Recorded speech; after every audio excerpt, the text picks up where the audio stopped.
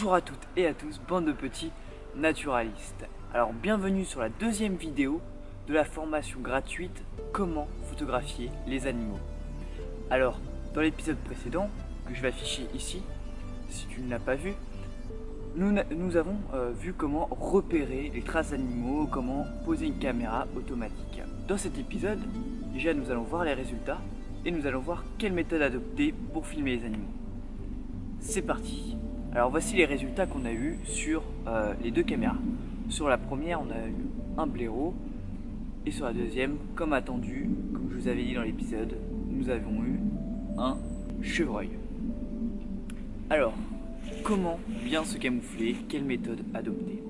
Alors déjà, le principal dans le camouflage, c'est le visage et les mains.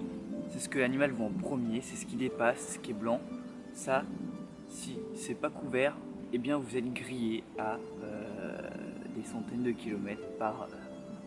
J'exagère un peu, mais c'est vrai qu'ils vous voient de loin, les animaux vous voient de loin avec vos mains à découvert et le visage à découvert. Donc ayez forcément des gants et une cagoule, ou quelque chose pour cacher le visage. Là moi j'ai des gants comme ceci. Alors c'est des gants de ghillie, on verra ça après.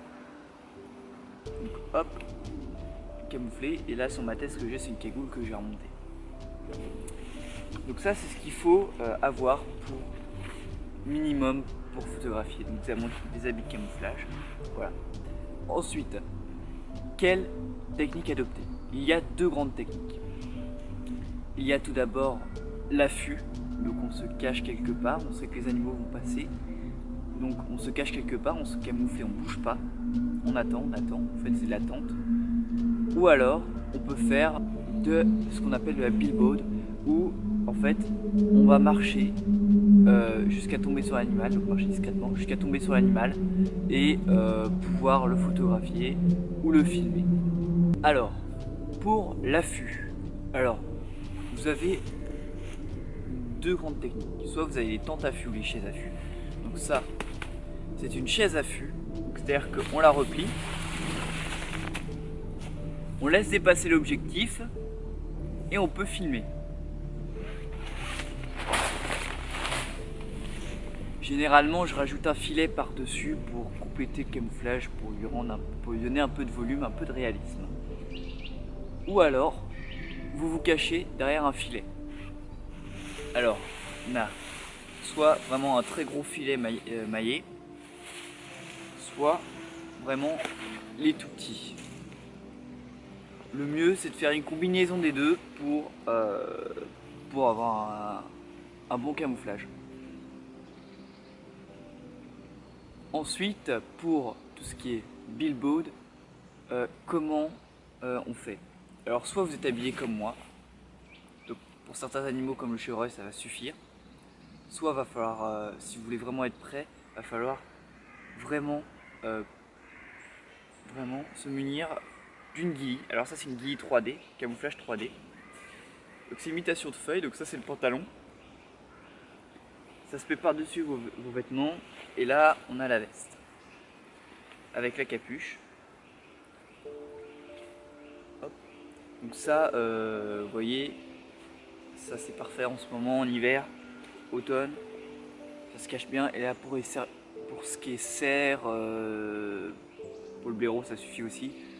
Mais pour le cerf c'est pas mal, c'est juste ça fait les... Moi je suis allé au cerf comme ça et après je suis allé au cerf avec les ghillies et j'ai vu une différence quand même sur la méfiance des animaux. Alors, donc on a vu sur les vidéos un blaireau. Alors le blaireau c'est pas l'époque, les blaireaux c'est nocturne. On va sûrement pas pouvoir le filmer, il passe vers 20h, 21h, 20h30. Ça va être compliqué de le filmer. Donc les blaireaux ça se filme plutôt au printemps vu que c'est nocturne, on peut les filmer très tôt le matin ou tard le soir. Donc c'est plutôt le printemps-été.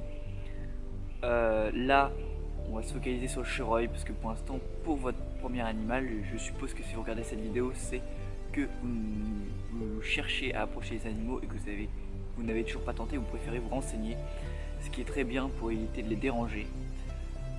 Donc on va se focaliser sur un animal facile qui est le chevreuil qu'on a vu.